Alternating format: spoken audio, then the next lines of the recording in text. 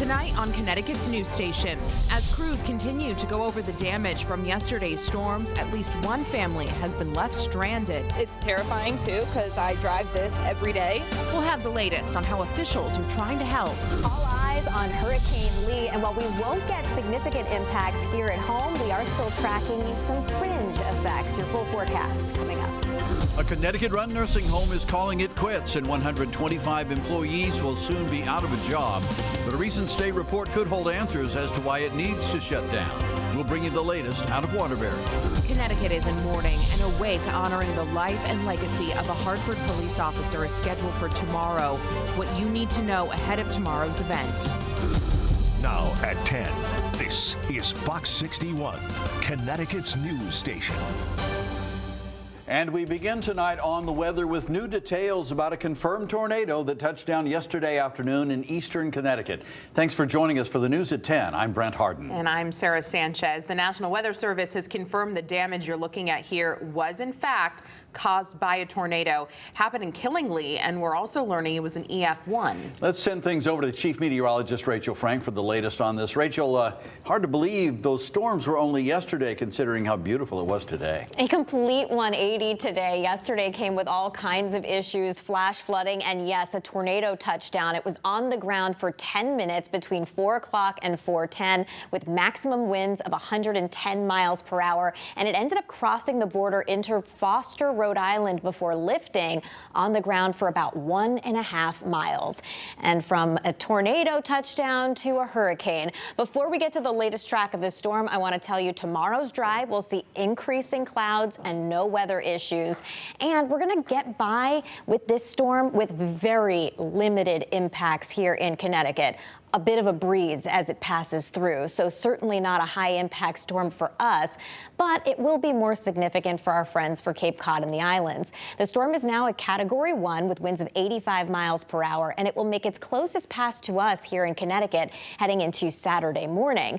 So we could get a spotty shower in parts of eastern Connecticut heading into Saturday morning, but most of the state will stay dry as the storm passes. So flooding rain, not an issue. Coastal flooding, not an issue. If you have travel plans or any plans outside during the day on Saturday, we're okay. But we will get some wind gusts, mainly up to 25 to 35 miles per hour. I can't rule out an isolated outage because the ground is wet, but I'm not anticipating significant issues as Lee passes. Meantime, tomorrow we start the day off with some sun and then clouds move in, highs around 70 degrees. We'll talk more about the weekend forecast coming up. All right, Rachel, thank you. In Windham County, 6 families are stranded tonight after heavy rains caused flooding, taking out several bridges. And now the town of Scotland's coming together to help those who are stuck. Fox 61's Jake Garcia is in Scotland tonight with the very latest. Wednesday's heavy rains caused Merrick Brook to overflow its banks, sending water onto several roads here in Scotland, leaving 6 families cut off from the rest of the town. I've seen some big storms. I've seen every hurricane that's ever been here. I was here for the tornado. Yeah. No water has ever come like this. This was crazy. Rushing water causing 2 bridges in the town of Scotland to collapse, and another one is badly damaged and in danger of collapsing. We got a warning from the state that this was a 25-year storm in the middle of the day, and at that point everything was fine, and then we got more rain. And that's when things took a turn. At that point, the bridges that washed out, and between those 2 bridges there are 6 houses which are now stranded because they can't get in or out. Residents recalling the moments after the collapse. This was flooded out, all water maybe 1.5 feet, 2 feet high, and there was a service truck nose down on the bridge in the water. Officials are urging people to evacuate, but the people of Scotland quickly came up with a way to help those stranded. A farmer who lives nearby opened up his land to help those evacuate if needed. A school bus also standing by to help. Town officials working on securing a dry bridge from the National Guard.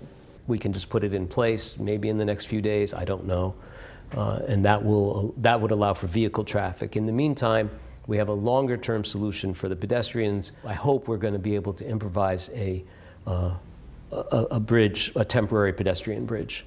Even though first responders urged people to evacuate, emergency officials say some have stayed behind while others have made other arrangements. And despite school being closed today here in Scotland, the superintendent says classes will be held tomorrow.